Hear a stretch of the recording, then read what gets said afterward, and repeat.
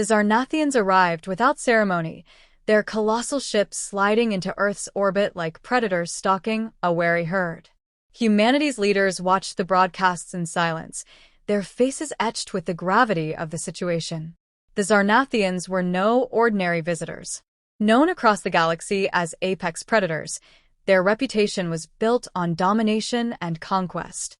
When they appeared at a planet's doorstep, it was usually a precursor to subjugation.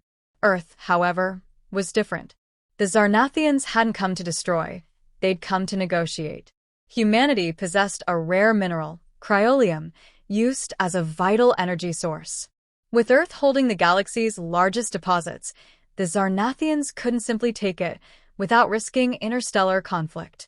For the first time in recorded history, these conquerors found themselves compelled to sit at a table instead of raising it. The Xarnathian envoy, Warlord Zorath, had sent a single, terse message: "We will dine with you." It was a demand, not a request, and Earth's leaders scrambled to prepare. There was no illusion of equality. The Xarnathians saw humans as prey species. To them, hosting a dinner was a sign of submission, a way to display Earth's inferiority. But humanity had other plans. "We'll show them who we are," said Ambassador Reynolds, the chosen representative for the event. She was calm, determined, her words carrying a quiet conviction. "They see us as weak because we cooperate. Let's use that. Let's make them understand that strength comes in many forms." The preparations began immediately. The location, a fusion of modern Earth architecture and natural beauty, was selected to represent humanity's resourcefulness and cultural diversity. The menu was crafted with precision, blending Earth's culinary traditions into a cohesive whole. Dishes from every continent were represented, each with a story to tell. Every detail, from the seating arrangements to the lighting, was designed to convey one message: humans were far more complex than the Xarnathians could comprehend. The public reaction was a mix of fear and fascination. Media outlets speculated endlessly about the dinner's outcome.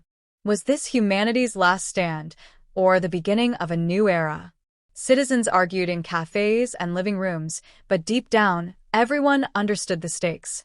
This wasn't just a meal, it was a battle of wills, fought with words and gestures instead of weapons.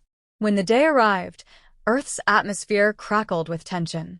The Xarnathian delegation descended in a gleaming, obsidian craft, their forms hulking and predatory. They towered over the human hosts, their scales reflecting the light like living armor. Warlord Zorath, with his piercing amber eyes and clawed hands, exuded a primal authority that sent shivers down spines. But Ambassador Reynolds stood her ground. As the Xarnathians entered the venue, she greeted them with a warm smile and extended a hand, not in fear, but in welcome. It was a gesture that caught Zorath off guard, his gaze narrowing as he studied her. For the first time, the predators hesitated, sensing that this was no ordinary prey. As the main course was unveiled, the room shifted. Steam rose from intricately arranged platters, each one a testament to human innovation. The centerpiece dish gleamed with a rich, savory glaze, its aroma filling the air. The Xarnathians leaned forward, their predatory instincts piqued by the scent. "This," Ambassador Reynolds began, her voice steady, "is a dish inspired by your own hunting traditions. We researched extensively to understand the prey you revere, the flavors you value." She gestured toward the plate, a faint smile playing on her lips. "But this isn't taken from any living creature. It's entirely human-made, a blend of science and creativity." The Xarnathians exchanged glances, their expressions betraying faint surprise. Warlord Zorath reached out, his claws carefully slicing into the meat-like substance.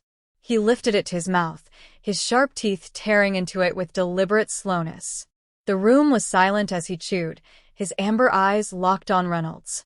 When he finally spoke, his voice carried a note of grudging respect. "You've mimicked perfection," he said. "This tastes like the flesh of the Tvar, one of the most elusive and prized creatures of our homeworld." Reynolds nodded, her expression calm but purposeful. "It wasn't easy. Our scientists and chefs worked tirelessly to replicate the complexity.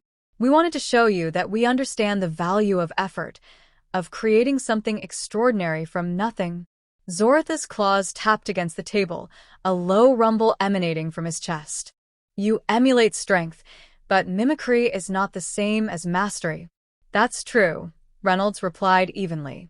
But what you call mimicry, we call adaptation. It's how we've always survived, by learning from those stronger than us, by finding ways to turn weaknesses into advantages. The other Xarnathians began to eat, their initial skepticism giving way to quiet enjoyment. The human hosts watched with a mix of relief and apprehension. Knowing this was more than a meal, it was a statement.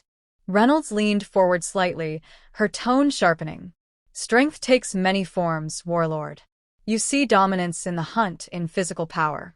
But strength can also be the ability to create, to build something lasting, to bring others together instead of tearing them apart.